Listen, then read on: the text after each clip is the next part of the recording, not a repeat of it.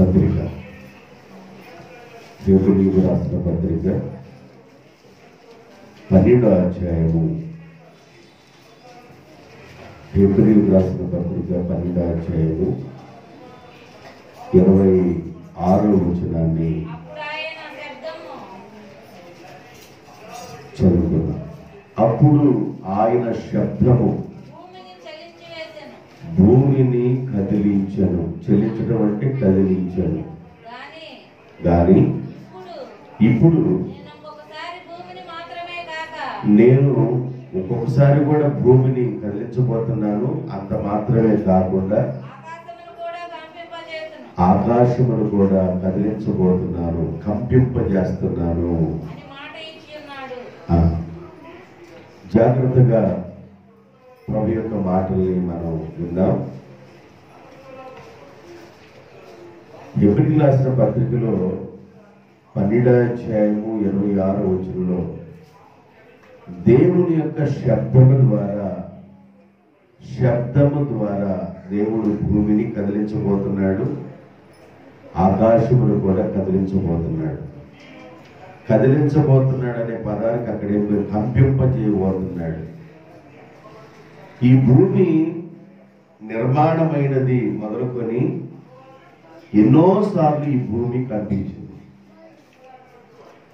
భూమి కంపనాలు జరుగుతున్నాయి, భూకంపనం. ఒకసారి డిసెంబర్ 25వ రోజు క్రిస్టమస్ పండుగ జరుపుకుంటున్నాం. ఆ సంవత్సరం గుర్తులేదు, కానీ అది పూరిపాక ఉంది. ఆ రోజున సునామీ రావటం ప్రారంభమైంది. ఎక్కడ ఇండోనేషియాలో ప్రారంభమైన ఆ సునామీ దెబ్బకు అనేకమైన ప్రజలు చనిపోవటం, ఆ సునామీ విధానానికి మరి చాలా ప్రాంతాలు కదిలించబడ్డాయి. సముద్రము కదిలించబడుతుంది, భూమి కంపింపజేయబడుతుంది. మరి ఒకసారి కూడా మరలా నేను భూమిని కంపింపజేయబడుతున్నాను. ఈ భూమి కంపిస్తే, భూమి కదిలితే 50 అంతస్తుల ఇళ్ళైనా 25 అంతస్తుల ఇళ్ళైనా గొప్ప కూలిపోతాయి. దేవుడు అంటాడు, నా శబ్దం ద్వారా మరలా ఇంకొకసారి కదిలిస్తాను భూమిని. దాన్నే కాదు, ఆకాశాలను కూడా కంపింపజేస్తాను అన్నాడు. దేవుడు తన శబ్దం ద్వారా చేసుకుంటా వస్తున్న పనులు. దేవుని బిడ్డలారా, ఈ భూమి మీద ప్రతిదీ కదిలించబడేది, కానీ కదిలించబడని దానిలో మనం ఉండటానికి ప్రయత్నం చేయాలి. ఈ భూమి మీద జీవిస్తున్న మనం ప్రతిదీ కదిలించబడుతుందని మనం అర్థం చేసుకోవాలి. భూమి కదిలించబడుతుంది అంటే, భూమి కదిలించబడుతుందంటే దాని అర్థం ఏంది? కొండలు పర్వతాలు కూడా కదిలించబడతాయి. ఆకాశం కదిలించబడుతుందంటే దాని అర్థం ఏంది? కనబడుతున్న సూర్యుడు, చంద్రుడు, నక్షత్రాలు కూడా, ఆ గోళం కూడా మొత్తం కదిలించబడుతుందని అర్థం. కదిలించబడినది ఒకటి ఉంది, స్థిరమైంది. ఆ స్థిరమైన దానికోసమే మనం ఈ భూమి మీద ప్రయాసపడాలి. జాగ్రత్తగా వినండి. దేవుని యొక్క శబ్దం ద్వారా కనబడుతున్న భూమి, కనబడుతున్న ఆకాశము, అది కదిలించబడబోతుంది ఒక రోజున. అంత మాత్రమే కాకుండా ఇంకా ఏమి కదిలించబడబోతున్నాయి? పేతురు రాసిన 2వ పత్రిక 3వ అధ్యాయము 11వ వచనం, ఇవన్నీ ఇట్లు లయమైపోవును గనుక ఆకాశములు రగులుకొని లయమైపోవును, పంచభూతములు కూడా మహావేంద్రముతో కరిగిపోవును. దేవుని యొక్క దినపు రాకడ కొరకు మీరు కనిపెట్టుచు, ఆ రాకడను ఆశతో ఆపేక్షించుచు మీరు పరిశుద్ధమైన ప్రవర్తనతోను భక్తితోను ఎంతో జాగ్రత్తగా మీ రక్షణ మీరు కాపాడుకుంటూ ఉండండి. వినండి, దేవుడు ఒక రోజున తన శబ్దం ద్వారా భూమిని కదిలించబోతున్నాడు. దేవుడు తన శబ్దం ద్వారా ఒక రోజున ఆకాశాన్ని కదిలించబోతున్నాడు. దేవుడు తన శబ్దం ద్వారా పంచభూతాలను కూడా కదిలించబోతున్నాడు. పంచభూతములు అంటే ఏంది? పంచభూతములు అంటే గాలి, నీరు, అగ్ని, ఆకాశం, భూమి. ఇంతకుముందు భూమి, ఆకాశం, ఇప్పుడు 3 కలిసినాయి. ఈ 3 ఏంటంటే నీరు, కనబడుతున్న నీరు, కనబడుతున్న అగ్ని, గాలి. ఇవి కూడా ఒక రోజున లేకుండా వెళ్ళిపోతాయి. కంపింపజేస్తున్నాడు దేవుడు. అవి మిక్కటమైన వేండ్రముతో లైవ్ కాబోతున్నాయి. మరి భూమి మీద శాశ్వతమైంది ఏమి లేదంటే భూమి మీద శాశ్వతమైంది ఏమి లేదు. భూమి మీద రాబోయే దినాల్లో శాశ్వతమైంది ఏమి లేదు. మనం సంపాదించిన ఇళ్ళు కానివ్వండి, సంపాదించిన పొలాలు కానివ్వండి, సంపాదించిన ఆస్తి కానివ్వండి, సంపాదించిన బంగారం కానివ్వండి, సంపాదించిన డబ్బు కానివ్వండి, కూడబెట్టిన ప్రతి దానిని ఒక రోజున దేవుడు మిక్కటమైన వేండ్రముతో లైవ్ చేయబోతా ఉన్నాడు. మరి ఏంది స్థిరంగా ఉండేది? దానిలోకి వెళ్ళబోయే ముందుగా మీరు జాగ్రత్తగా ప్రతిదీ దేవుడు కదిలించబోతున్నాడు.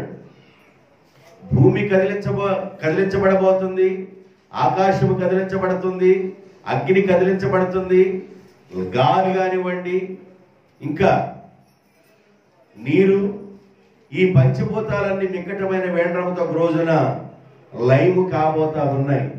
ఏది భూమి మీద శాశ్వతమైంది ఏమీ లేదు. మహాసామ్రాజ్యాలు కూడా అనబడ్డవి ఇప్పుడు కనుమరుగైపోయినాయి. మహాసామ్రాజ్యాలు మనం చరిత్ర చదువుతుంటే చరిత్ర పుటాలలో మహాసామ్రాజ్యాలన్నీ కనబడతా ఉంటాయి మనకి. ఐగుప్తి మహాసామ్రాజ్యము, బబులోను మహాసామ్రాజ్యము, మాదియా పార్సిక మహాసామ్రాజ్యము, గ్రీకు మహాసామ్రాజ్యము, రోమా మహాసామ్రాజ్యం. ఈ సామ్రాజ్యాలన్నీ కనుమరుగైపోయినాయి. ఏది భూమి మీద ఉండేది లేదు. గ్రీకు మహాసామ్రాజ్యం అని పిలువబడుతున్న ఆ సామ్రాజ్యం కానివ్వండి, రోమా సామ్రాజ్యం కానివ్వండి, బబులోను సామ్రాజ్యం కానివ్వండి, ఐగుప్తి సామ్రాజ్యం కానివ్వండి, ఏ సామ్రాజ్యం కూడా ప్రతి సామ్రాజ్యం అన్ని ప్రతి రాజ్యాలన్నీ లయమైపోతాయి.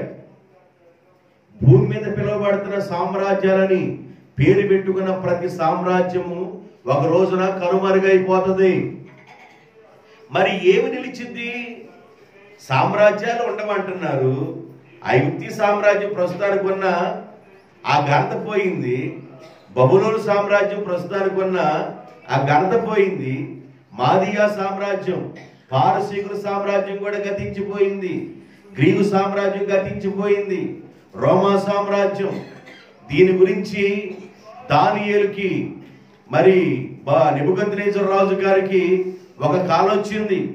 ఏమి కాలం వచ్చిందంటే ఒక ప్రతిమ నిలబడింది. దాని తల భాగం బంగారంతోను, ఈ భుజాల దగ్గర నుండి ఈ ఉదరం వరకు మరి ఒక భాగంతోను, అక్కడ నుండి తొడల భాగం వరకు మరి ఒక భాగం, అక్కడ నుండి కాళ్ళ వరకు మరి ఒక భాగం, పాదాల మట్టితో ఉన్నాయి అన్నాడు.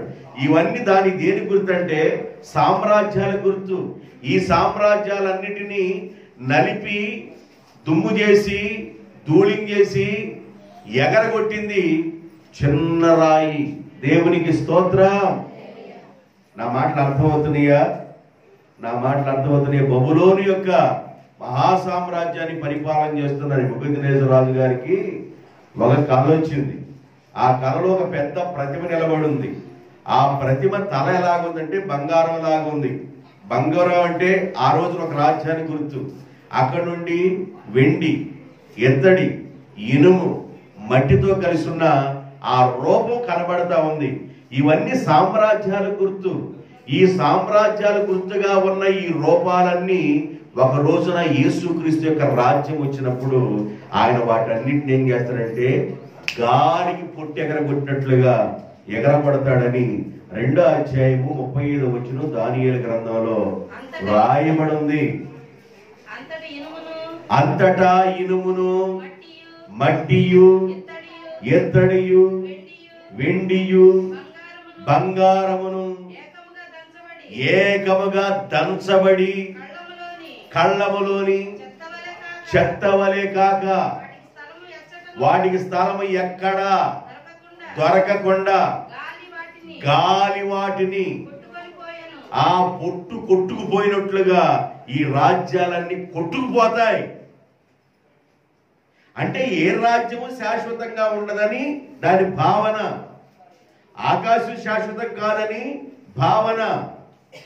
భూమి శాశ్వతం కాదు, అగ్ని శాశ్వతం కాదు, నీరు శాశ్వతం కాదు, గాలి శాశ్వతం కాదు. ఇవన్నీ ఒక రోజున లైవ్ కాబోతున్నాయి. లైవ్ కాబోతున్నాయి. దేవుని యొక్క శబ్దము ఒక రోజున వినబడుతున్నప్పుడు ఆయన శబ్దం ద్వారా పంచభూతములు కానివ్వండి, కనబడుతున్న రాజ్యాలు, మహా సామ్రాజ్యాలుగా పిలువబడిన రాజ్యాలు కానివ్వండి, ఇవన్నీ ఎట్లాగంటే పొట్టు గాలికి కొట్టుకుపోయి స్థలం ఎక్కడ దొరకకుండా ఎక్కడికి వెళ్ళబోతున్నాయో అర్థం కానట్లుగా అవన్నీ లయమైపోబోతున్నాయి అన్నాడు. మరి ఏది శాశ్వతమైంది? భూమి శాశ్వతం కాదు, ఆకాశం శాశ్వతం కాదు, అగ్ని శాశ్వతం కాదు, నీరు శాశ్వతం కాదు, గాలి శాశ్వతం కాదు, రాజ్యాలు శాశ్వతం కాదు. మరి ఏది శాశ్వతం కాదు?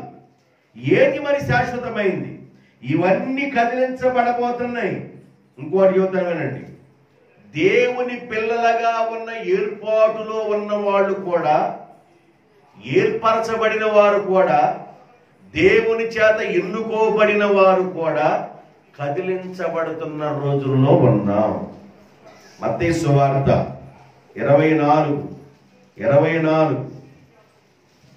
మత్తయి సువార్త 24 అబద్ధపు క్రీస్తును అబద్ధపు ప్రవక్తలను వచ్చి సాధ్యమైతే ఏర్పరచబడిన వారిని సహితము మోసపరుచుటకై, ఏర్పరచబడిన వారిని మోసపరుచుటకై గొప్ప సూచక క్రియలను మహత్కార్యములను కనపరిచెదరు. ఏర్పాటు చేయబడిన వారు కూడా కదిలించబడిపోతారు ఆ రోజున. జాగ్రత్తగా వినాలి. ఒకసారి ఇటు చూడండి, నాకు వెళ్ళి గట్టిగా దేవుని స్తోత్రం చెప్పండి. అందరూ గట్టిగా చెప్పండి, మరలా చెప్పండి. ఒకవేళ నిద్రపోయి చెప్పండి. అందరు రాక్ స్టడీలో ఉన్నారు. కళ్ళు మూసినా కూడా స్టడీగానే ఉన్నారు, బంగారం కాటాలాగా. అంటే వాక్యాన్ని మీరు శ్రద్ధగా వినాలి, అర్థం చేసుకోవాలి. దేవుని యొక్క శబ్దం ద్వారా భూమి కదిలించబడబోతుంది. అంటే భూకంపనం. భూమి కంపనమే కాదు, ఆకాశం కూడా కంపించబడిందంట. ఆకాశాలు కూడా కంపనం వస్తుంది. మీరు చదివి వినిపించారు. భూమి కదిలించబడబోతుంది, ఆకాశం కదిలించబడుతుంది, పంచభూతాలు కదిలించబడతాయి, రాజ్యాలు కూడా కొట్టుకుపోతాయి. కొట్టుకుపోయినట్టుగా దేవుని చేత ఏర్పాటు చేయబడిన వారు కూడా మోసగించబడి కదిలించబడే రోజుల్లో మనం ఉన్నాం. దేవుని చేత ఏర్పాటు చేయబడే బిడ్డలు కూడా జాగ్రత్తగా ఉండాలి. అక్కడ అద్భుతం జరుగుతుంది, ఇక్కడ ఈ అద్భుతం జరుగుతుంది, పలానా చోట అద్భుతం జరుగుతుందని కొంతమంది భూచక్రం తిరిగినట్టు తిరుగుతారు, స్థిరంగా లేకుండా కదిలించబడతా ఉంటారు. కాబట్టి మీరు జాగ్రత్తగా ఉండండి. కదిలించబడే రోజుల్లో మనం ఉన్నాం. కదిలించబడే రోజుల్లో మనం ఉన్నాం కనుక మనం ఎలా ఉండాలో హెబ్రీ రాసిన పత్రికలో ఇప్పుడు మనం చదువుతున్నాం. 12:26 చదివారు. ఇప్పుడు 27లోకి రండి. ఇంకొకసారి అనుమాట 12:27, 26లో మాట చెప్పేశారు. 27 చదవండి. ఇంకొకసారి అనుమాట జయింపజేయబడనివి అమ్మా ఏంది? చెల్లింప చేయబడనివి అంటే కదలనివి, నిలకడగా ఉండు నిమిత్తం. ఆగండి, ఇప్పుడు దాకా కదిలేవి చెప్పాను. ఏం కదిలిపోతాయని చెప్పాను? ఏం కదులుతాయి? భూమి, ఆకాశం, అగ్ని, నీరు, గాలి, కనబడుతున్న ఈ రాజ్యాలు మొత్తం కొట్టుకుపోయినట్లుగా కొట్టుకుపోతాయి. ఆ ఏర్పాటు చేయబడిన వారు కూడా కదిలించబడిపోయే రోజుల్లో ఉన్నాం. కానీ చెల్లించనివి స్థిరముగా ఉండేవి ఉన్నాయి. కదిలించబడనివి, చెల్లించనివి, కదిలించబడనివి స్థిరముగా ఉండే దానిలోనూ ఉండాలి. ఏందది? కదిలించబడనిది స్థిరముగా ఉండేది ఏంది? అయ్యా, బబులోను మహా సామ్రాజ్యం పోయింది అంటున్నారు, ఐగుప్తు సామ్రాజ్యం పోయింది అంటున్నారు, రోమా సామ్రాజ్యం పోయింది అంటున్నారు, గ్రీకు సామ్రాజ్యం పోయింది అంటున్నారు, మాదీలు సామ్రాజ్యం పోయింది అంటున్నారు, పారసీకుల సామ్రాజ్యం పోయింది అంటున్నారు, ఏర్పాటు చేయబడిన వారు కూడా కదిలించబడతారంటున్నారు. గాలి, నీరు, అగ్ని, ఆకాశం, భూమి కూడా కదిలించబడుతుంది అంటారు. కదిలించబడనేది, చెల్లించనిదేంది? అదేందో మనకు అర్థమైతే వాక్యం అర్థమైనట్లే. కదిలించబడింది ఏంది? ప్రకటన గ్రంథం నిశ్చలమైనది, కదిలించబడనిది. ప్రకటన గ్రంథం 5వ అధ్యాయం 9-10 వచనాలు, 1వ అధ్యాయం 6వ వచనం, ప్రకటన గ్రంథం 1:6, ప్రకటన గ్రంథం 1:6, ప్రకటన గ్రంథం 5:9-10. ఆ పెద్దలు నీవు ఆ గ్రంథమును తీసుకొని దాని ముద్రను విప్పుటకు యోగ్యుడవు, నీవు వధించబడిన వాడవై.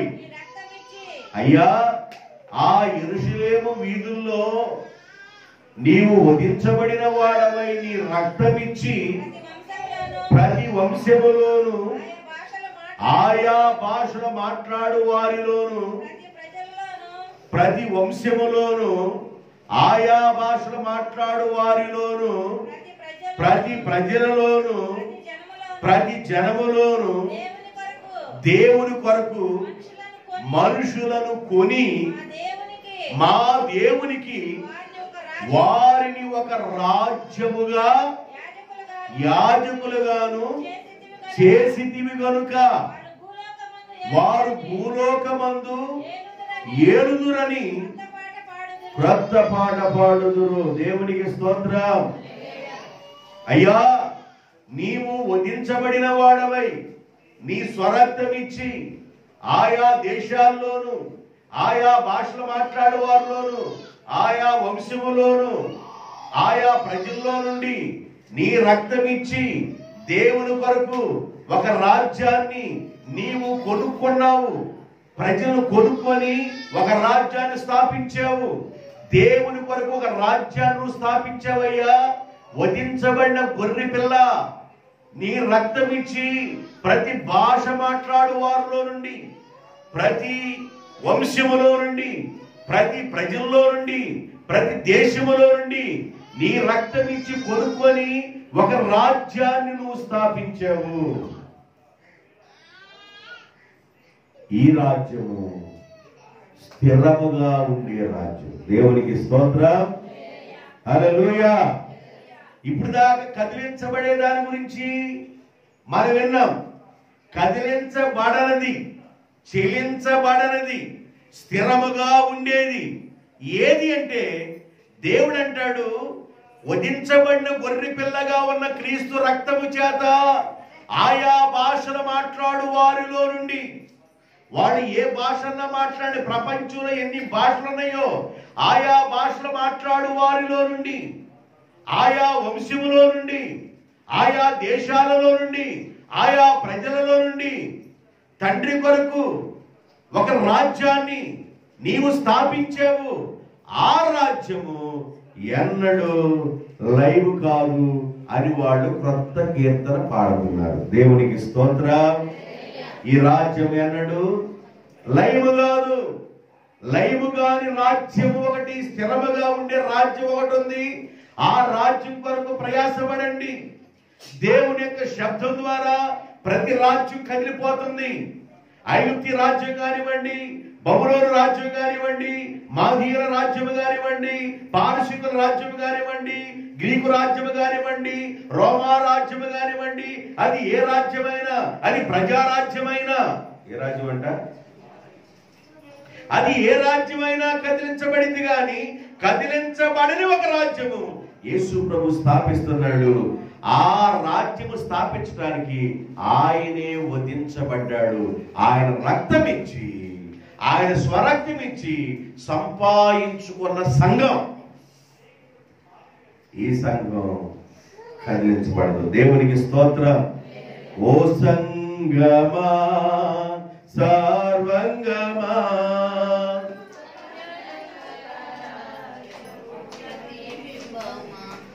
అసలు అన్నం తిన్నవాడికి కూడా నీరసం వచ్చింది. అన్నం తిన్నవాడికి కూడా నీరసం వచ్చింది. మీరు చక్కగా పాడండి. మీకు వచ్చిన వారికి, నేను కూడా వచ్చిన వారికైతే పాడేది. ఇదంతా వచ్చారనుకున్నారు. ఇది నాకు పాట. మీకు వచ్చిన వారికి కొంచెం పెద్దగా పాడండి. ఓ సంగమా సర్వంగమా,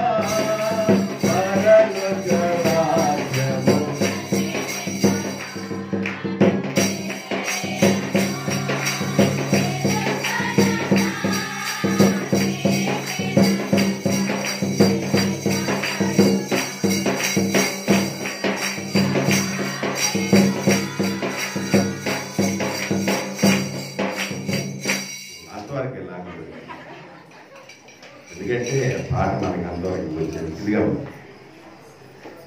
ఎందుకంటే ఈ పాటలో అప్పుడు పాడడం నేర్చుకున్నాను. పాడిందే పాడకుండా ఈ పాట కూడా పాడాలి. దేవునికి స్తోత్రం. హల్లెలూయా. అంటే కదిలించబడినది, చెల్లించబడినది, స్థిరముగా ఉండేది ఏముంది? అన్ని కదిలించబడితే, ఆకాశం కదిలించబడితే ప్రకంపనాలు వస్తాయి అంటున్నారు, భూమి కదిలించబడింది అంటున్నారు, గాలి కనబడదు, అగ్ని కనబడదు, నీరు కనబడదు, రాజ్యాలు కనబడవు, కొట్టుకుపోయినట్టు కొట్టుకుపోతాయి. మరి ఏం నిలబడుద్ది స్థిరంగా ఉండేది? చలించింది ఏంటంటే యేసు క్రీస్తు రక్తం ఇచ్చి సంపాదించిన సంఘం. ఆ సంఘంలో నీవు ఒక మెంబర్ అవ్వాలి. దేవునికి స్తోత్రం. యేసు రక్తం చేత నువ్వు కడగబడాలి. నువ్వు బాప్తిజాన్ని పొందాలి.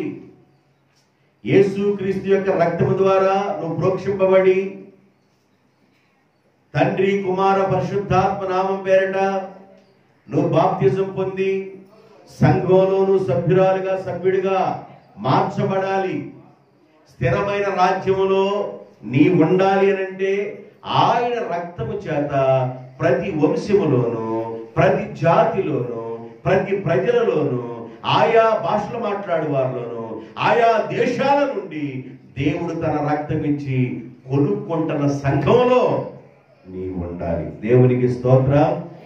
ప్రకటన గ్రంథం 1:6 మనలను ప్రేమించుచు తన రక్తము వలన మన పాపముల నుండి మనలను విడిపించిన వానికి మహిమయు ప్రభావమును యుగ యుగములు కలుగునుగాక. అందరూ చెప్పండి. యుగ యుగములు కలుగునుగాక. దేనికి? తన రక్తమిచ్చి మన పాపములను తీసివేసిన దేవునికి మహిమయు యుగ యుగములు కలుగునుగాక. అంటే ఒక మనిషి యొక్క అవిధేయత, ఒక మనిషి యొక్క పాపం, ఇవన్నీ రక్తము ద్వారా మాత్రమే కడగబడతాయి. రక్త ప్రోక్షణ జరగకుండా పాప విమోచన లేదు. ఒక మనిషి యొక్క పాపానికి రక్తము ద్వారా విడుదల కలుగుద్ది. రక్తాన్ని ప్రోక్షించకుండా పాప క్షమాపణ జరగదు. కనుక 2022 సంవత్సరాల క్రితం ప్రభు అయిన యేసుక్రీస్తు వారు ఈ భూమి మీదకి వచ్చి ఆయన వధించబడిన గొర్రె పిల్లగా సిలువలో వేలాడుతూ ఆయన రక్తాన్ని మన కొరకు ధారపోశాడు. ఆ రక్తము ద్వారా దేవుడు ఆయా దేశాల్లో ఉన్నవారిని, ఆయా వంశంలో ఉన్నవారిని, ఆయా జాతులలో నుండి, ఆయా భాషలు మాట్లాడే వారిలో నుండి దేవుడు తన రక్తము ద్వారా కొనుక్కున్న సంఘములోనికి నీవు రావాలి. బాప్తిజం ఎందుకు పొందాలి? ఎందుకు పొందాలి బాప్తిజం? నీకు అర్థమవుతుందా? సంఘంలోకి రావటం అనేది అది ఒక విధానం అయితే, సంఘంలోకి వచ్చిన నీవు బాప్తిజం పొందాలి. బాప్తిజం పొందటం అంటే బాప్తిజం గురించి నీకు అర్థం కావాలి.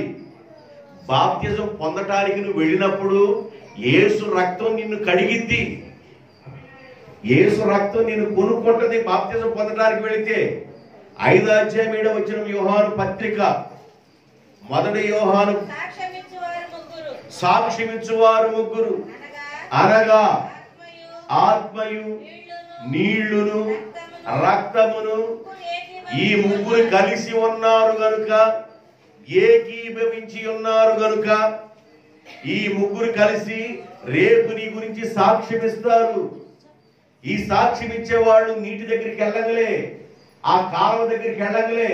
ఎవరెవరు కలిసి ఉంటారంటే ఆత్మయు, ఆ నీడలో ఏముందంట? ఆత్మయు, జలముల పైన దేవుని ఆత్మ. ఆదికాండ 1వ అధ్యాయంలో కనబడుతుంది. ఆది యందు వాక్యం ఉందా? ఆది యందు దేవుడు భూమి ఆకారం సృజించెను, భూమి నిరాకారముగాను శూన్యముగా ఉండెను, జలముల పైన దేవుని ఆత్మ. Very good. జలముల పైన దేవుని ఆత్మ అల్లాడుచుండెను అంటే దేవుని ఆత్మ ఆదిలో నుండే జలముల మీద అల్లాడుతుంది. దేవుని ఆత్మ ప్లస్ నీరు ప్లస్ యేసుక్రీస్తు కార్చిన రక్తం, ఈ ముగ్గురు ఏకీభవించి ఉన్నారు గనుక నువ్వు బాప్తిజాన్ని పొందడానికి వెళ్ళినప్పుడు ఈ ముగ్గురు కలిసి నిన్ను కడిగి పవిత్రపరుస్తారు. దేవునికి స్తోత్రం. అందుకని బాప్తిజం పొందటానికి నీవు ఆలస్యం చేయకూడదు. బాప్తిజం పొందటానికి నువ్వు ఆలస్యం చేయకూడదు. మన కాలం ఎప్పుడు వచ్చిందో మనకు తెలియదు, మన పోకడ ఎప్పుడో మనకు తెలియదు, దేవుడు మనల్ని ఎప్పుడు పిలుస్తాడో మనకు తెలియదు, ఏ గడియలో ఏ సమయంలో ప్రభు పిలుస్తాడో మనకు తెలియదు, మన ఆయుష్కాలం ఎప్పుడు ముగిసిపోయిందో తెలియదు. నేను ఆరోగ్యంగా ఉన్నాను, పటిష్టంగా ఉన్నాను, బలంగా ఉన్నాను, ఇంకా నా జీవితంలో చాలా సంవత్సరాలు బతకడానికి ఆయుష్కాలం ఉందని మనం అనుకుంటాం. కానీ భ్రమ అని చెబుతున్నాను. ఏంటంటే అది భ్రమ. ఎప్పుడు ముగిసిపోయిందో మన ఆయుష్ మనకు తెలియదండి.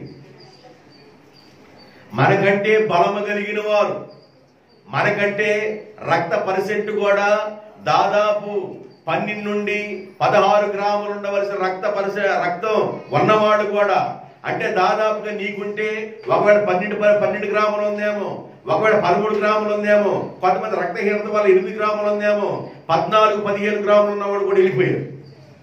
నా మాటలు అర్థమవుతున్నాయా? అంటే రక్తం కూడా బాగున్నవాడు కూడా వెళ్ళు, ఆరోగ్యం బాగున్నవాడు కూడా, మార్నింగ్ వాకింగ్ లో ఉన్నవాడు కూడా, ఏ కింగ్ చెప్పండి? A king? వాకింగ్ లో ఉన్నవాడు కూడా, మార్నింగ్ వాకింగ్ లో ఉండి రక్త శాతం కూడా ఎక్కువగా ఉండి బీపీ లేని వారు, షుగర్ లేని వారు, హఠాత్తుగా హార్ట్ అటాకులు ఇచ్చిన వాళ్ళు కూడా ఉన్నారు. దేవుని బిడ్డలారా, నీ కాలం ఎప్పుడు ముగిసిందో నీకు తెలియదు కనుక నీవు మారు మనసు పొంది నీ పాపములు క్షమించబడటం కొరకు ఆయన రక్తము నీ మీద ఆపాదించబడాలి. అది బాప్తిజం ద్వారా మాత్రమే జరుగుతుంది. దేవునికి స్తోత్రం. నమ్మి బాప్తిజం పొందువాడు రక్షింపబడును, నమ్మని వానికి శిక్ష. కిరణమ్మ గారి కట్టి చదువుతున్నారు వాడిని. చెప్పులు కూడా జాగ్రత్తగా అక్కడ ఇడిచింది. అందరూ కలిసి చెప్పులు పోతాయి అనుకుని అక్కడ ఇడిచింది. చూశాను, నాకేమైనా కళ్ళు అన్నీ తిరుగుతూ ఉంటాయి. సరే వచ్చిందని లేటుగా అని అనుకున్నా. నాకు ఇల్లే చూసిద్దంటే రోడ్డుకి వెళ్ళి కూడా ప్రసంగం చేస్తున్నట్టు కూడా చూడండి. దేవునికి స్తోత్రం. నేను ప్రతి మనిషిని అబ్జర్వ్ చేస్తానండి, తెలియనట్టుగా ఉంటాను. అమ్మాయి చక్రవర్తిని చూడబాక అర్థమవుతుందా? ఇక్కడ చూస్తున్నా కూడా మిమ్మల్ని స్కాన్ చేసేస్తా, భూతత్వం చూసినట్టుగా చూసేస్తా. అసలు ఎవరు చూస్తారో నాకు వెళ్ళి నేను చెప్పే వాక్యం ఎవరిలోకి వెళ్తుంది, నేను చెప్పే వాక్యం ఎంతవరకు అర్థమవుతుంది, అర్థం కాని బ్యాచ్ ఎవరున్నారో ఏడు మీద లేపుతాను ఇప్పుడు మిమ్మల్ని. అర్థమవుతుందా? కాబట్టి జాగ్రత్త వాక్యం అనండి. దేవునికి స్తోత్రం. మీకు అర్థం అవ్వే రీతిలో చెబుతున్నా, అర్థం కావాలని చెబుతున్నా. హెబ్రీయులకు రాసిన పత్రికలో 12వ అధ్యాయం 26వ వచనాన్ని ధ్యానం చేసాము. 27వ వచనంలోకి వచ్చాం. 26వ వచనంలో ఏం ధ్యానం చేసామంటే చెలించేవి, కదిలిపోయేవి. అవి ఏమేమి? ఏ రాజ్యమైనా, భూమైనా, ఆకాశమైనా, గాలైనా, నీరైనా, అగ్నైనా. ఏర్పాటు చేయబడిన వారు అంటే ఏర్పరచబడిన వారు దేవుని చేత, వాళ్ళు కూడా కదిలించబడే రోజుల్లో మనం. చెలించబడనివి స్థిరముగా ఉండేవి గురించి చెబుతున్నా. కదిలించబడనివి స్థిరముగా ఉండే ఏంటది? ఏంటంటే యేసుక్రీస్తు రక్తం ఇచ్చి సంపాదించుకున్న సంఘం మాత్రమే. అది మాత్రం కదిలించబడదు. దేవునికి స్తోత్రం. పాతాళ లోక ద్వారములు దాని ఎదుట నిలబడవు. మత్తయి సువార్తలో చెప్తాడు. మత్తయి సువార్తలో మీరు చదువుతారా?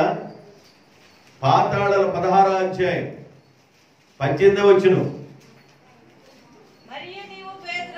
మరియు నీవు పేతురువు, పేతురు ఈ బండ మీద, బండ అంటే యేసు, ఈ బండ మీద నా సంఘమును కట్టుదును. పాతాళ లోక ద్వారములు ఈ సంఘము ఎదుట నిలబడవు. పాతాళ లోక ద్వారాలు కూడా సంఘం ఎదుట నిలబడవు. సంఘం అనేది చాలా వాల్యుబుల్, సంఘం అనేది చాలా విలువైంది. సంఘం కొరకు దేవుడు ప్రాణం పెట్టాడు. సంఘమే ఒక రాజ్యము. ఆ రాజ్యం అనే సంఘంలోకి నువ్వు వచ్చావు. సంఘంలో నీవు ఎలా ఉండాలంటే స్థిరముగా ఉండాలి. సంఘంలోకి చేర్చబడిన నీవు యేసు రక్తం చేత కడగబడాలి. మారు మనసు పొంది బాప్తిజాన్ని పొందాలి. బాప్తిజం ద్వారా యేసుక్రీస్తు యొక్క రక్తము నీ మీద ఆపాదించబడింది. అదే ప్రకటన గ్రంథం 1వ అధ్యాయం 6వ వచనంలో రాయబడి ఉంది. చదవండి. ప్రకటన గ్రంథం 1వ అధ్యాయం 6వ వచనం. మనలను ప్రేమించుచు తన రక్తము వలన, తన రక్తము వలన మన పాపముల నుండి మనలను విడిపించిన వానికి, తన రక్తము వలన మన పాపములను విడిపించిన వానికి. నా మాటలు వినండి, నా మాట మరలా చెప్పండి.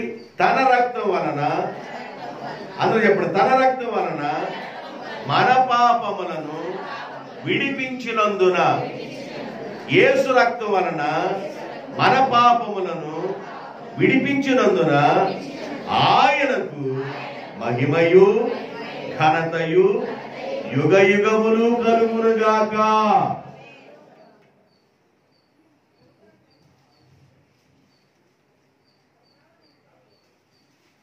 అందరు కలిసి ఒక చిన్న పనిలో పడదామా? కొంచెం యాక్టివ్గా మనుషులు కదులుతూ ఉండాలి. ఎందుకంటే చెల్లించాలి. చెల్లించబడని వేరు. ఇప్పుడు మీరు ఇక్కడ కదలాలన్నమాట. దేవునికి స్తోత్రం. బంగారపు నోటితోనూ విలువైన చప్పట్లు కొట్టి చక్కగా పాట కూడా పాడండి. యేసు రక్తము రక్తము ఆ పాట. ప్రతి ఘోర పాపమును కడుగును మన యేసయ్యా రక్తము. ప్రతి ఘోర పాపమును కడుగును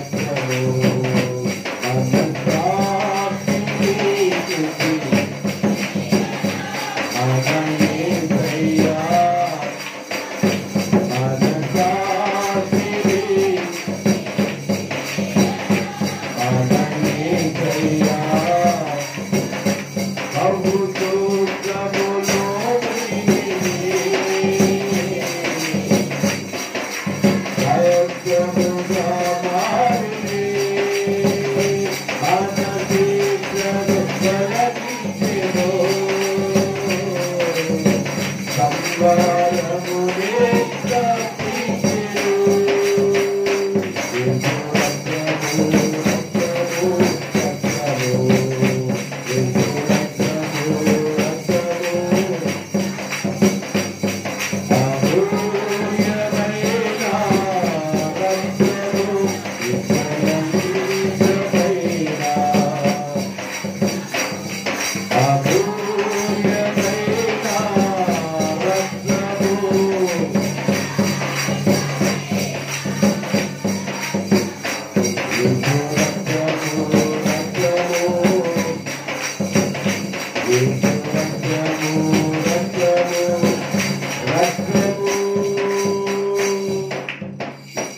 రక్తం ఏం చేసిందంటే మనస్సాక్షిని శుద్ధి చేసింది, శిక్షణ తొలగించింది, మరణాన్ని తప్పించింది.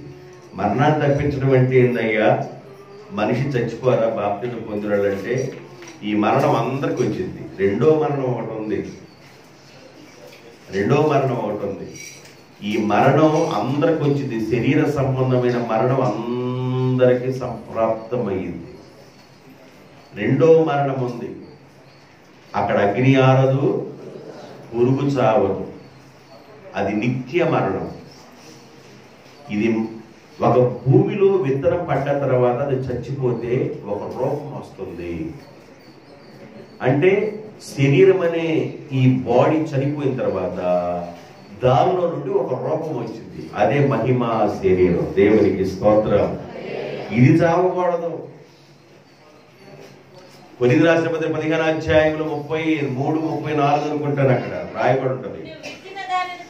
నీవు విత్తిన విత్తనాన్ని చూడగా అది గోధుమ గింజ అయినను సరే, అది ఏ గింజ అయినను సరే, ఒట్టి గింజనే భూమిలో నువ్వు విత్తుచున్నావు గాని పుట్టబోయే శరీరాన్ని నువ్వు విత్తటం లేదు కదా. అది విత్తనం, ఇది కూడా విత్తనమే. తల్లి గర్భంలో నువ్వు ఒక విత్తనం, ఒక బ్రీడు, ఒక విత్తనం నువ్వు. ఆ విత్తనమే ఈ భూమి మీదకి వచ్చిన ఒక మనిషివు నువ్వు. అర్థమవుతుందండి నా మాట? నా బాధ అర్థమవుతుందా? గోధుమ గింజ ఒక విత్తనం ఎట్లాగో ఈ విత్తనాలు ఎలాగున్నాయో తల్లి గర్భంలో నువ్వు కూడా ఒక విత్తనంగా వెళ్ళావు. ఆ విత్తనంగా ఉన్న నీవు విత్తబడి బయటకు వచ్చావు. ఒక రూపం నీకు వచ్చింది. పుట్టబోయే శరీరాన్ని కదా దేవుడు విత్తింది. భూమిలో నువ్వు విత్తనాలు విత్తుతున్నావు. అది చనిపోయిన తర్వాత దానికి దాని నుంచి ఒక రూపం వస్తుంది. ఆ వచ్చే రూపం నువ్వు విత్తటం లేదు కదా, దాన్ని ఇస్తుంది దేవుడు కదా అన్నాడు. కాబట్టి శరీరం అనేది చనిపోయింది. మొన్న అయినది వెనకడ వల్లే మొన్న అయిపోను. ఆత్మ తాను దయచేసిన దేవుని యొద్దకు మరలా. ఈ ఆత్మకు మరణం అనేది ఉండకుండా ఉండాలంటే ఇక్కడ శరీరములో ఆత్మ ఉండగానే నీవు రక్త శుద్ధి చేత శుద్ధి చేయబడాలా. శరీరం అనే గుడారములో, శరీరం అనే ఇంటిలో దేవుడు పెట్టిన దీపం ఉండగానే రక్త శుద్ధి జరగాల, కడగబడాలి, పరిశుద్ధపరచబడాలి, సంఘంలోనూ ఉండాలి. ప్రకటన గ్రంథం రాస్తున్న యోహాను అంటాడు, ఆయన రక్తం వల్ల మన పాపమును క్షమించిన దేవునికి యుగ యుగములు మహిమయు ఘనతయు ప్రభావములు కలుగునుగాక. ఆయన రక్తం వల్ల నువ్వు కడగబడాల. అంటే నువ్వేం చేయాలి? బాప్తిజాన్ని పొందాలి. వెంటనే నీకు వాక్యం అర్థమైతే వెంటనే బాప్తిజం పొందడానికి ఒక అమ్మాయి లేచింది. అమ్మాయి ఇప్పుడు బాప్తిజం పొందటం ఏందమ్మాయి? ఈ వయసులో బాప్తిజం పొందడం అంటే దాని అర్థమైంది. ఈ వయసులో బాప్తిజం పొందితే సిల్క్ సుమిత అలాగ ఎక్కడ ఉంటాం మనం?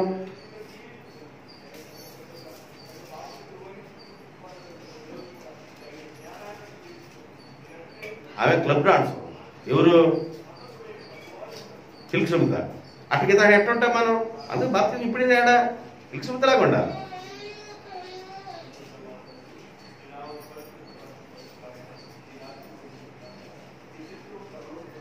నీకు వాక్యం అర్థమైన వెంటనే ఆయన రక్తం నీ మీద కాపాదించబడినప్పుడు నీ మనస్సాక్షి శుద్ధి చేయబడింది. మరణము నీ మీద నుంచి కొట్టివేయబడుద్ది. ఇన్ని లాభాలు ఉన్నాయండి.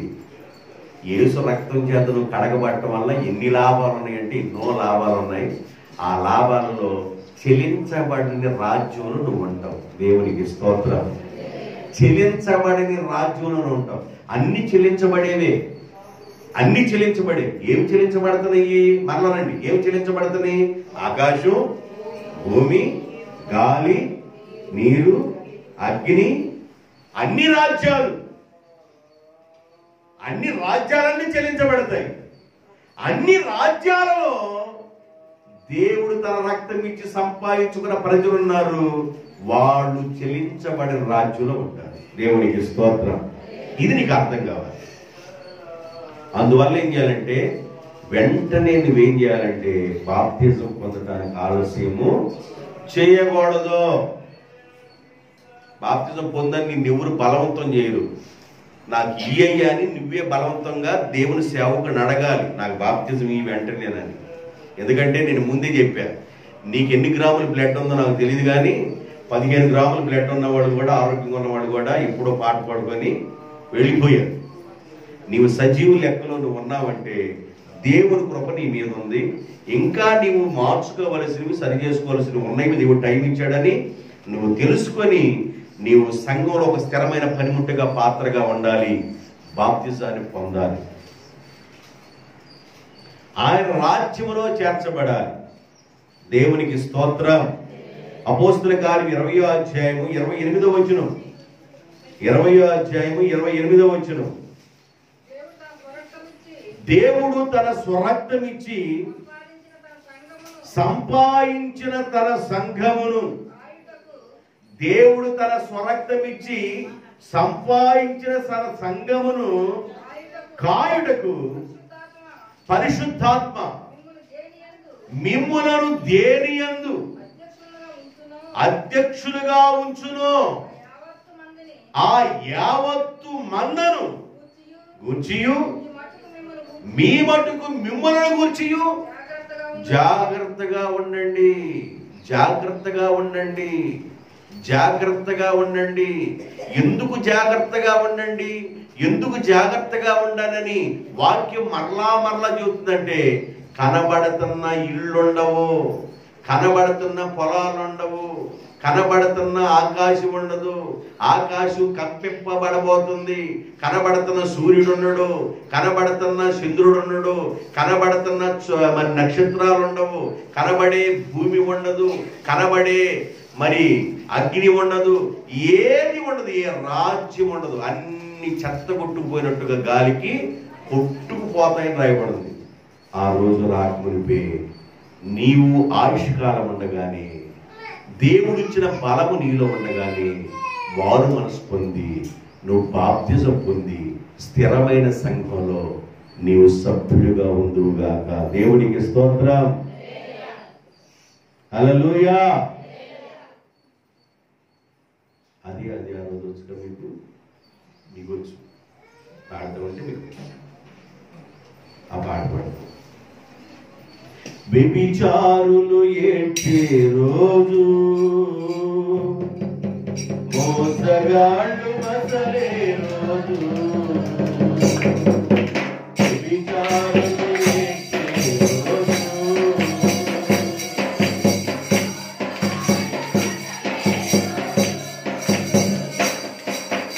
అపరిచితులు అరచే రోజు,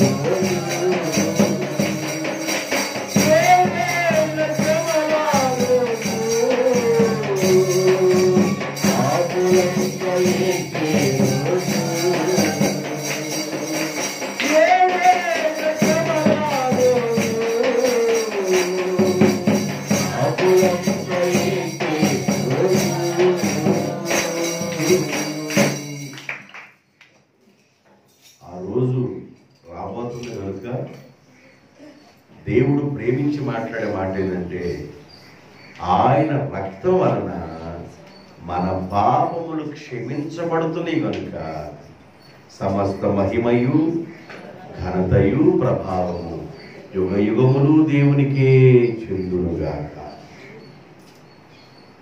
కదిలించబడే వాటిలో మనం ఉన్నాం. దానిలో నుండి కదిలించబడని స్థిరమైన రాజ్యంలోనికి మనం రావాలి. అది దేవుని యొక్క రాజ్యం, దేవుని యొక్క సంఘం. ఈ సంఘం ఎదుట పాతాళ లోక ద్వారములు నిలబడవు. అందువల్ల సంఘంలోకి వచ్చిన నీవు జాగ్రత్తగా ఉండాలి. ఎట్లా ఉండాలంట?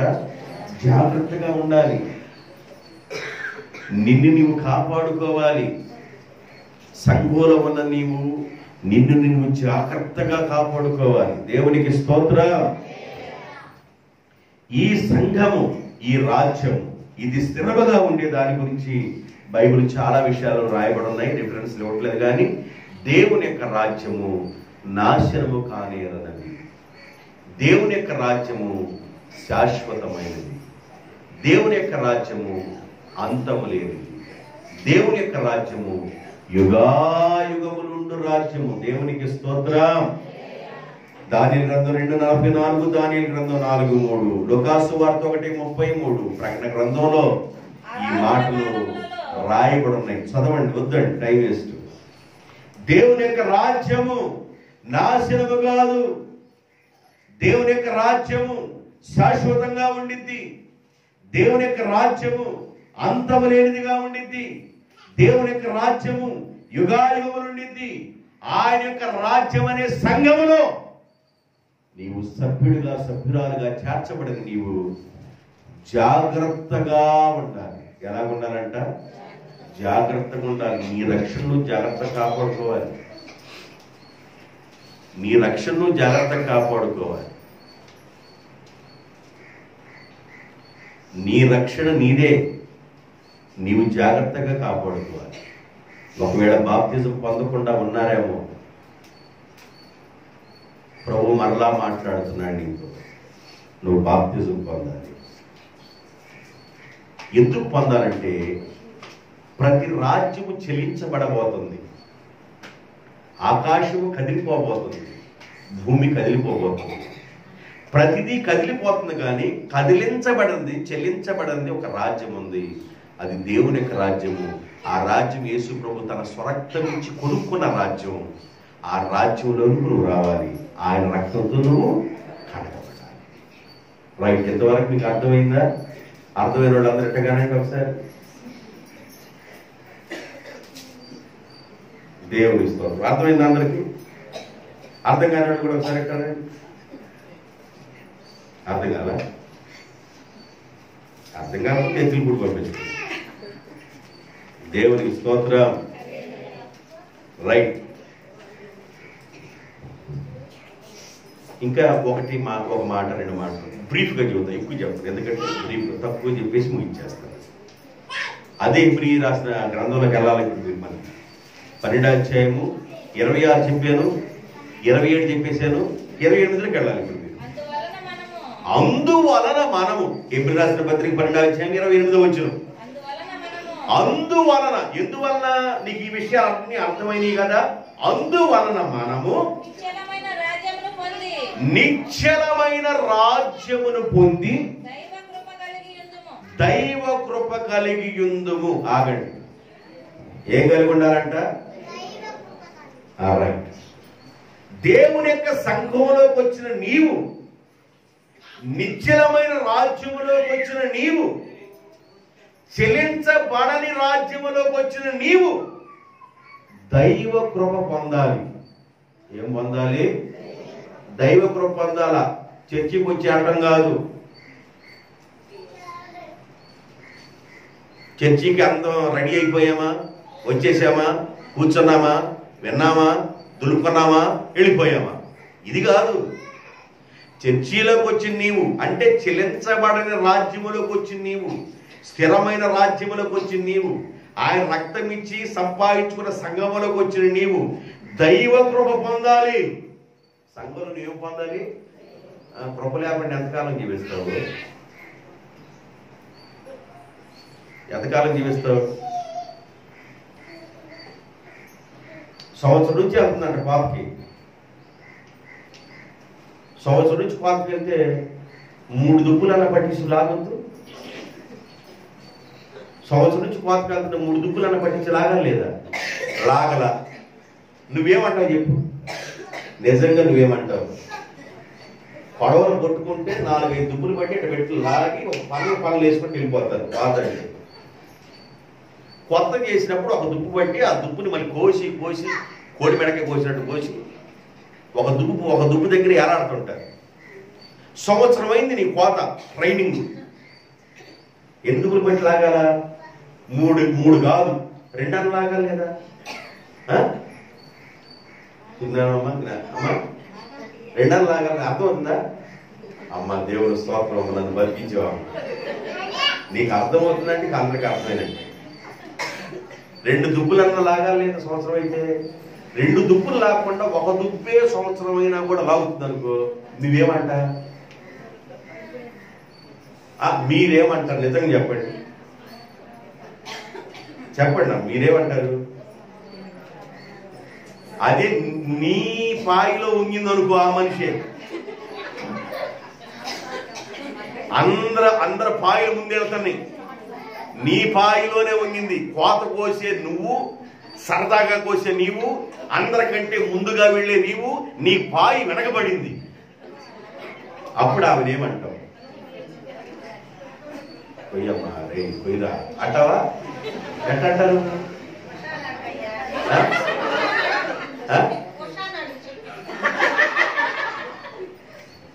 అమ్మా వచ్చా?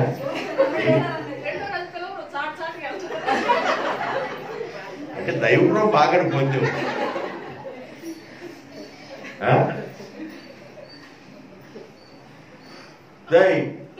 రేపు మీరు ఇంకో పాయలు వేసుకోండి. మీరేదో బరబర ముందు వెళ్ళిపోయారు, ఇవి నా పక్కన వేసి ఇవి తీసుకెళ్ళి రేపు మీ పాయలు వేసుకోండి అంటారు. అంటే ఒక పాయిలో కూడా ఉంచరు, ఆవుని పూసి ఎక్కడ తిప్పినట్టుగా తిప్పుతుంటారు. ఎందుకంటే టాలెంట్ పర్సన్ అని. ఏ పర్సన్? Talent person. అందువల్ల ఆవిడ ఏం చేస్తారంటే టాలెంట్ పర్సన్ అందరూ మరి పాయిలో దిగుతూ ఉంటారు. అవసరమైతే అతను కలుపుకోకుండా కూడా ఇల్లు వెళ్ళిపోతారు. అర్థమవుతుందా? అంటే దాని అర్థం ఏంటంటే సంవత్సరం అయినా కూడా కనీసం నీకు అర్థం కాలేదు, కోత యొక్క విధానం, 2 దుప్పులన్న పోటీ నీకు అర్థం కాలేదంటే నీకు దానిలో ఉన్న మెడుపు నీకు తెలియదు. దుప్పు కోయిపోతే కోయిపోయావు, 7 కోసుకుంటాడు వారంగా. దుప్పు కోయిపోతే ఒక ఎత్తు, 7 కేసు లాగుతుంటివి. ఇంట్లో ఉన్నవాడని కట్లు కేటివి సరిపోయా. పార్క్ ఎంత కూలే 600 అయ్యా. బట్టికి ఎంత అయింది తెలుసా? 800 అయింది. వద్దులు ఇంటి దగ్గర నుండి అట్ట గొయ్యిపోతే అట్టగా తగ్గిందికి వెళ్తున్నా అని 2 ఏళ్ళు వేసుకురా. దానమ్మా లోపల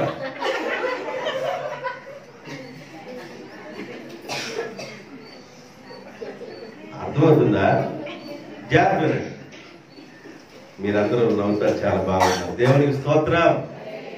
మీకు ఇప్పుడు ఏమర్థం అవుతుందంటే వాక్యం కదిలించబడే వాటిలో నుండి కదిలించబడని స్థిరమైన రాజ్యంలోకి వచ్చావు. స్థిరమైన రాజ్యంలోకి వచ్చి నీవు దైవ కృప పొందాలి. రైట్. ఇప్పుడు 3వ మాట ఏం పొందాలంట? దైవ కృప పొందాలి. అంటే సంఘంలోకి వచ్చిన నీవు దైవ కృప పొందాలి, దేవుని కృప పొందాలి. దేవుని కృప నీ మీదకి రావాలంటే, దేవుని కృప నీ మీదకి రావాలంటే ఎట్లా ఉండాలి వినండి. మీరు ఇప్పుడు చెబుతారు నాకు దయాప్రాప్తురాలా. నెక్స్ట్ మాట మీరు చెప్పండి. అబ్బా మీకు ఎంత వాక్యం అర్థమైంది? దయాప్రాప్తురాలా, నీకు శుభం కలుగును గాక. దేవుని వల్ల నీవు ఎవరి గురించి? దేవదూత వచ్చి మరియమ్మ దగ్గర ప్రార్థన చేసుకుంటే మరియమ్మ దగ్గరికి వచ్చేసి దయాప్రాప్తురాలా నీకు శుభము కలుగును గాక, నీవు దేవుని వల్ల కృప పొందింది. ఆమె ఏం పొందిందంట? దేవుని దగ్గరికి వస్తే కృప. ఒక మనిషి దేవుని కృప పొందాలి, దేవుని యొక్క కృప మనిషి మీదకి రావాలి. దేవుని కృప రాకుండా ఉన్నంత కాలం నీ వల్ల ఉపయోగం ఉండదు కదా. నీ వల్ల ఈ దేనికి ఉపయోగం ఉండదు. సంఘంలో అడుగు పెట్టిన తర్వాత, స్థిరమైన రాజ్యంలో అడుగు పెట్టిన తర్వాత నీవు దైవ కృప పొందాలా, దేవుని కృప పొందాలి. దేవుని కృప నీ మీదకి రావాలి. ఆ కృప వస్తే నీ లైఫ్ మారింది. దేవునికి స్తోత్రం. లైఫ్ టర్న్ అయిందంటారు చూసావా? లైఫ్ టర్న్ అయిందంటే దాని అర్థం ఏంటంటే దేవుని యొక్క కృప రావాలి నీ మీదకి, దేవుని యొక్క అనుగ్రహం రావాలి. ఆది కాండంలో ఒక మాట చెప్తాడు ఎలియాజరు, 24వ అధ్యాయము 27వ వచనంలో ఒక మాట అంటాడు. 24:27 ఆ మనుషుడు తల వంచి యెహోవాకు మొక్కి అబ్రహామును నా యజమానుని దేవుడు, అబ్రహామును నా యజమానుడు దేవుడైన యెహోవా స్తుతించబడును గాక. ఆయన అంటే దేవుడు అని అర్థం. ఆయన నా యజమానుడైన అబ్రహాముకి తన కృపను తన సత్యమును చూపుట మానలేదు. దేవునికి స్తోత్రం.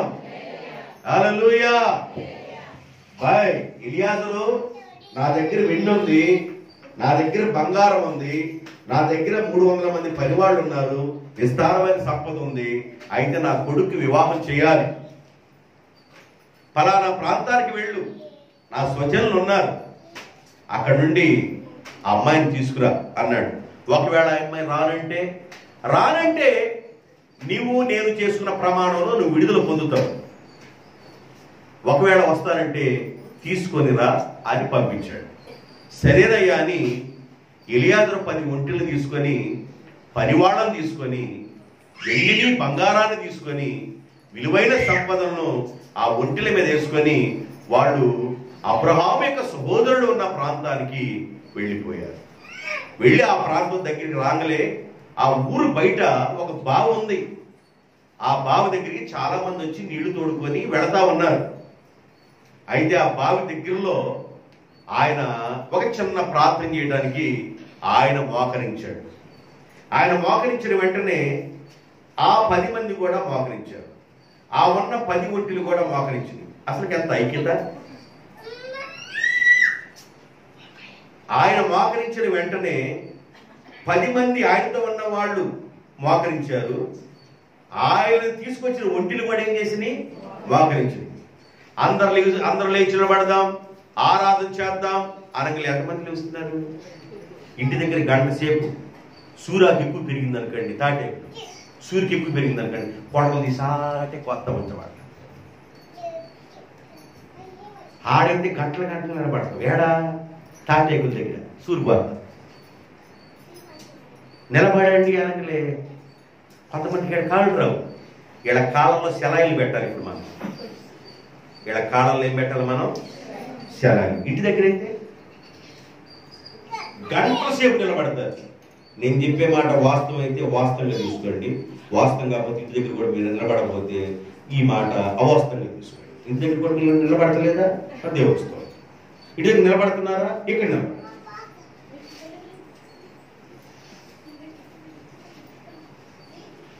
ఎర్ర ఇంజక్షన్ దేనికి తెలుసా? ఎర్ర ఇంజక్షన్ దేనికి వేస్తారు? నరాలు బలహీనత వచ్చినప్పుడు ఎర్ర ఇంజక్షన్ చేస్తారు. ఒకసారి నా మాటలు ఎర్ర ఇంజక్షన్ లాగా ఉంటాయి. దేవునికి స్తోత్రం. నీకు నరాలు బలం వచ్చునుగా. కదిలించబడే రాజ్యాలలో నుండి కదిలించబడిన రాజ్యంలోకి వచ్చిన నీవు, ఆ రాజ్యంలో ఉన్న నీవు దైవ కృప పొందాలి. ఏం పొందాలంట? దైవ కృప. అంటే సంఘంలోకి వచ్చిన నీవు కృప పొందాలి. దేవుని యొక్క కృపగాని నువ్వు పొందితే ఆశీర్వాదాలు కోసం నువ్వు పరిగెత్తాల్సిన అవసరం లేదు. అవి నీ ఎంపటి వచ్చేస్తూ ఉంటాయి. దేవునికి స్తోత్రం. అద్భుతాల కోసం నువ్వు పరిగెత్తాల్సిన అవసరం లేదు. అద్భుతాలు నిన్ను వెంబడిస్తూ ఉంటాయి. దైవ కృప పొందాలి. సంఘంలోకి వచ్చి నువ్వేం చేయాలంట? ఏం పొందాలి? దైవ కృప పొందాలి. చదువు అవసరం లేదండి దానికి. ఎంఏ పిహెచ్డి బిఈడి దానికి చదువు అవసరం లేదు. దైవ కృప పొందడానికి చదువు అవసరం లేదు. పేతురుకే చదువు లేదు. యోహానికి చదువు లేదు.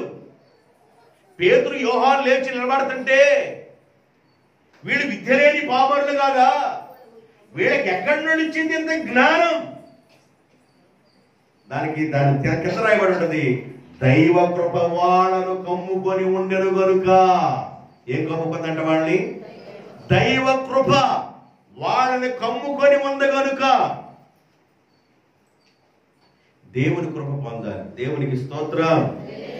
దేవుని కృప పొందాలి. దేవుని కృప పొందాలంటే నీవు జాగ్రత్తగా ఉండాలి. సంఘంలో మోకరించాలి, ప్రార్థన చేయాలి. చర్చిలో ఉండగానే ప్రార్థన చేస్తారు కొంతమంది.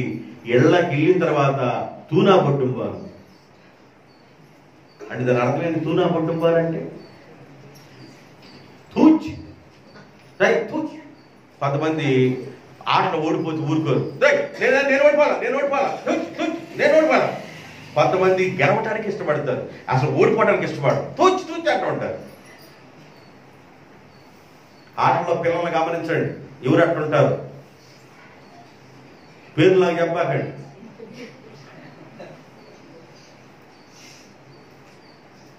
నాకు తెలుసు, అందుకని చెప్పాకండి. ఓడిపోవడానికి ఇష్టపడరు. సంఘంలోకి వచ్చి నీవు ఓడిపోవడానికి ఇష్టపడకూడదు. సంఘంలో దేవుని కృప పొందాలి. నీవు పొందాలంటే సంఘంలో ప్రార్థన పర్రాలు ఉండాలి, ఇంటిలో కూడా ప్రార్థన పర్రాలు ఉండాలి. దేవునికి స్తోత్రం. హల్లెలూయా. బ్రీఫ్గా నేను ఎక్కువ చెప్పనండి, బ్రీఫ్గా చూసి. ఎందుకంటే నేను ఈ మాటలు చెప్పేస్తే మీకు అయిపోద్ది, ఈ ఇచ్చే మెసేజ్ అయిపోద్ది. కదిలించబడే వాటిలో నుండి కదిలించబడని యొక్క స్థిరమైన రాజ్యంలోకి వచ్చావు. స్థిరమైన రాజ్యంలోకి వచ్చిన నీవు దైవ కృప పొందాలి. అంటే నేను చెప్పిందంతా 3 మాటలు చెబుతున్నా. నీవేం పొందాలి ఇక్కడ? దైవ కృప పొందాలి. దైవ కృప పొందిన దావీదు గారి గురించి, వాళ్ళ కుమారుడైన సొలొమోను ఏమని ప్రార్థన చేస్తున్నాడో ఒకసారి 2వ దినవృత్తాంతాల గ్రంథం 1వ అధ్యాయము 8వ వచనం. 2వ దినవృత్తాంతాల గ్రంథం 1వ అధ్యాయము 8వ వచనం. సొలొమోను దేవునితో ఇలాగు మనవి చేసెను, నీవు దేవా, నీవు నా తండ్రి అయిన దావీదు ఎడల ఏందంట అందరూ చెప్పని మాట బహుగా, బహుగా కృప చూపి. సొలొమోను అంటున్నాడు, అయ్యా దేవా, నీవు నా తండ్రి అయిన దావీదు ఎడల బహుగా కృప చూపి అతని స్థానమందు నన్ను రాజుగా చేసేవయ్యా. నా తండ్రి అయిన దావీదు ఎడల బహుగా కృపను చూపించి ఆయన స్థానమందు నన్ను రాజుగా నియమించావయ్యా. దేవా యెహోవా, నీవు నా తండ్రి అయిన దావీదునకు చేసిన వాగ్దానమును స్థిరపరచుము. ఆగండి. నా తండ్రి అయిన దావీదుకు చేసిన వాగ్దానమును అనకలే మళ్ళీ ఇంకొక దగ్గరికి వెళ్ళాలి. వెళ్తేనే మీకు అర్థమైంది. దావీదుకి ఏమని వాగ్దానం చేశాడు? వినండి. నా కుమారుడా దావీదు, సౌలుకి, నీ ముందున్న రాజున్నాడు సౌలుకి నా కృపను దూరం చేసినట్లుగా నీకు నా కృప దూరం చేయను. సౌలు కృప కొట్టుకున్నాడు, నా మాట వినలేదు, నా మాట లోబడలేదు, విధేయతగా చూపించలేదు.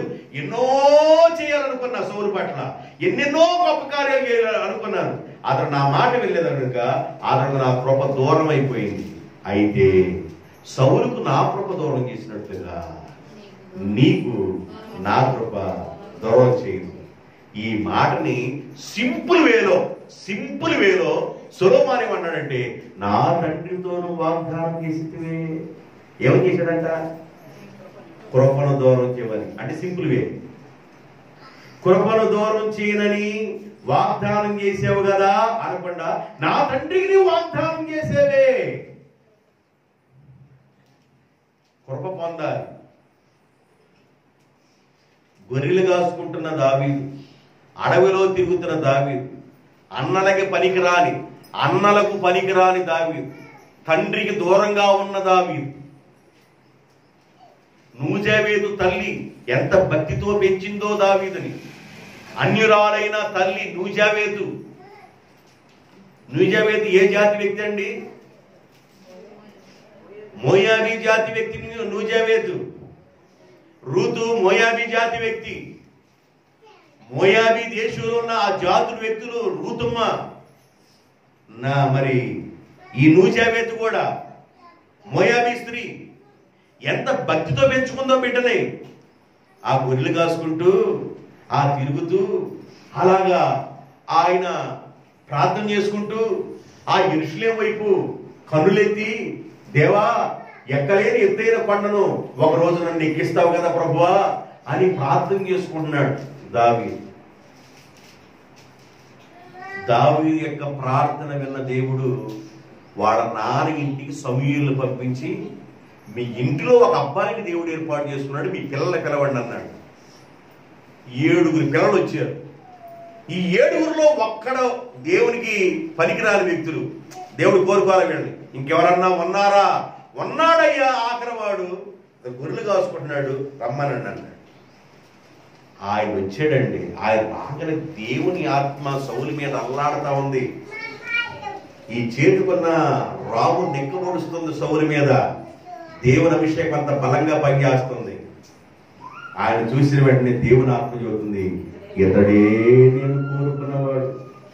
ఎన్ని కొండల్లో తిరిగాడో, గొర్రెలమ్మటి ఎంత కష్టపడి తిరిగాడో, ఎంత కష్టపడ్డాడు అడవులో. వీళ్ళ అన్నలు ఏమన్నా జాబ్ హోల్డర్స్, ఆర్మీలో ఉంటున్నారు. వీళ్ళ అన్నలో ఉద్యోగస్తుల యొక్క అన్నలో వాడు తమ్ముడు ఎలా ఉండాలా? ఉద్యోగస్తులు అన్నలుగా ఉన్న ఆయన తమ్ముడిని కొంచెం అన్న పైకి తీసుకొచ్చుకోవాలి కదా. తమ్ముడంటే సావటానికి కోరుకున్నారు అన్నలో, వీడు పోతే బాగుంటుందని. అందుకని దావీదు కీర్తన రాసుకుంటూ, నా అన్నలకు నేను పరుడనైతిని, ఇంటి మీద ఉన్న ఒంటిగా ఉన్న పిచుకు లాంటి వాడిని అయిపోతుంది. అయ్యా, నా తండ్రి ఇంటికి నేను పనికిరాని వాడిగా ఉన్నానయ్యా, ఒంటరిగా ఉన్నానయ్యా, నన్ను జ్ఞాపకం చేసుకో ప్రభువుని ప్రార్థన చేసి. ఎంత ప్రార్థన విన్న దేవుడు అన్నాడు, దావీదు సౌలుకి నా కృప దూరం చేసినట్లుగా నీకు నా కృపను దూరం చేయను. కృపను దూరం చేయను.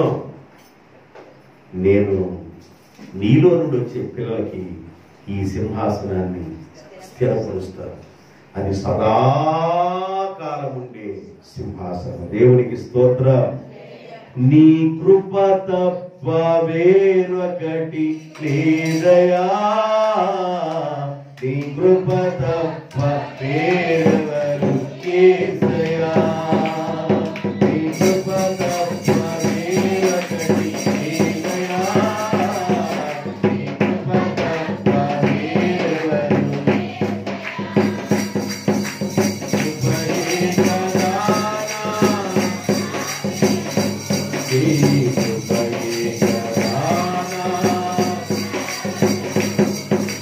కృపయే కదా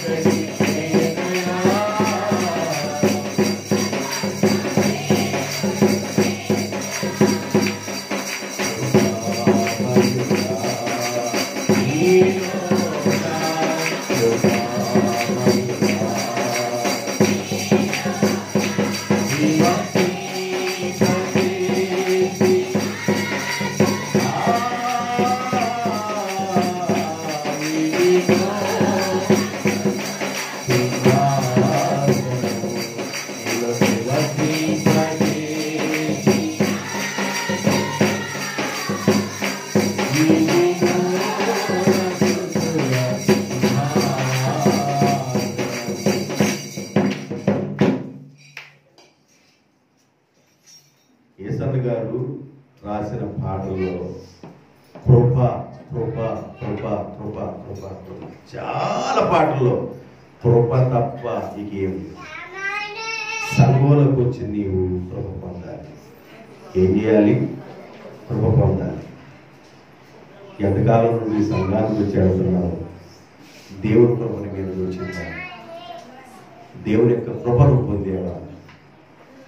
దేవుని యొక్క అభిషేకం పొందేవా? దేవుని కృప నిన్ను ఆవరించిందా? దేవుని కృప నీ మీదకి వచ్చిందా? దేవుని కృప నీ మీదకి వస్తే సమాధానం ఉంటుంది. దేవుని కృప నీ మీదకి వస్తే ఆశ కనుక కోటలో నిర్మించుకున్నట్లుగా, సైన్యాన్ని పోగు చేసుకున్నట్లుగా, ఆస్తిని పోగు చేసుకున్నట్లుగా, అలాగా నీ కుటుంబంలో ఉన్న వ్యక్తులను సంపాదించుకుంటావు కృప ద్వారా. నేను దీని గురించి చెప్పాలంటే చాలా విషయాలు చెప్పాలి, చాలు. ఆ తర్వాత ఇంకో మాట రాయకూడదు, నేను చెప్పట్లేదు. ఎన్ని చెప్పాలంటే మీకు ఎక్కువగా చెప్తే వాంతు అయిద్దని 3 మాటలు చెప్పాను. 3 మాటలు. 3 మాటలు ఏంది? ఒక మాట ఏంది? కదిలించబడే రాజ్యంలో మనం ఉన్నాం. కదిలించబడే ప్లేసుల్లో ఆకాశం ప్రకంపనాలు కలగబోతున్నాం. ఒక రోజున ఆకాశానికి కూడా అంటే భూకంపం వచ్చినట్టుగా ఆకాశానికి కూడా కంపనాలు వస్తాయి. అది కనబడదు. సూర్యుడు కనబడు, నక్షత్రాలు కనబడు, చంద్రుడు కనబడు, భూమి కనబడదు, నీరు కనబడదు, అగ్ని కనబడదు, గాలి కనబడదు. పెద్ద పెద్ద రాజ్యాలు అనుకున్నవి కూడా గాలికి కొట్టుకుపోయినట్టు కొట్టుకుపోతాయి. పుట్టుకెళ్ళంది ఏందయ్యా? స్థిరంగా ఉండేది ఏదయ్యా అంటే దేవుని సంఘము, ఆయన స్వరక్తి మీద సంపాదించిన సంఘం. ఆయా దేశాల్లో నుండి, ఆయా భాషలు మాట్లాడే వారిలో నుండి మరి దేవుడు తన రాజ్యాన్ని స్థాపించాడు. అది స్థిరముగా ఉండింది. దాని ఎదుట పాతాళ ద్వారాలు నిలబడవు. ఆ రాజ్యంలోకి వచ్చిన నీవు ఎలా ఉండాలంటే దైవ కృప పొందాలి. ఏం పొందాలంట? దైవ కృప పొందాలి. ఇది ప్రార్థన ద్వారా మాత్రమే సాధ్యం. కృప పొందాలంటే ప్రార్థన ద్వారా మాత్రమే సాధ్యం. ప్రార్థన చేయాలి. నువ్వు ఆసక్తి కలిగి ప్రార్థన చేయాలి. విరామం లేకుండా చేయాలి. విసుక్కోకుండా చేయాలి. ప్రార్థన మోకరించినప్పుడు విసుగుదల రాకూడదు. నీకు ఖాళీ సమయంలో దేవుని స్తుతించాలి. ఇలాగా నువ్వు ప్రార్థన చేయగలిగితే నీ మీదకి కృప అనేది వస్తుంది. ఈ కృప నీ మీదకి వస్తే అది నిన్ను విడిచి, అది వాగ్దానం అండి. అది నువ్వు పొందాలి. నీ పిల్లలు చల్లగా ఉండాలంటే, నీ పిల్లలు చల్లగా ఉండాలంటే నీవు కృప పొందాలి. నువ్వేం నేర్చుకుంటున్నావంటే కృప పొందాలని నేర్చుకుంటున్నావు. సంఘంలోకి వచ్చావు మంచిదే, బాప్తిజం పొందావు మంచిదే, కృప పొందాలి. ఆ కృప నిన్ను ఉన్నతంగా లేవనెత్తింది. గొర్రెల కాపరికి ఉన్న దావీదుని ఉన్నతంగా తీసుకెళ్ళింది. గుంటలో ఉన్న ఏశావుని ఉన్నతంగా తీసుకెళ్ళింది దేవుని కృప. దేవునికి స్తోత్రం. తీసివేయబడిన రాయి తనకు మూలరాయిగా మార్చబడింది. నువ్వు కృప పొందితే. ఈ వల్ల గురిపే కొడితే కదండి, ఈయన అసలు దేని పనికిరాడండి, ఈయన అన్న వాళ్ళే అన్న నోళ్లే. నువ్వు దేవుడు కృపగాని పొందితే నీకు సెల్యూట్ చేస్తారు. దేవునికి స్తోత్రం. అర్థమవుతుందా? అది కృపలో ఉన్న బలం. కృపలో ఉన్న బలం అది. మోకరించండి, ప్రార్థన చేద్దాం. ఒక్క నిమిషం మీ 2 హస్తాల పైకెత్తండి, ప్రార్థన చేద్దాం.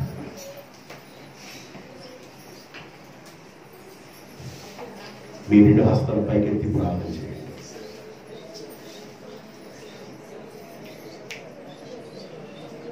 ప్రతి వ్యక్తి మీ హస్తాలు దించకూడదు, అలాగే ప్రార్థన.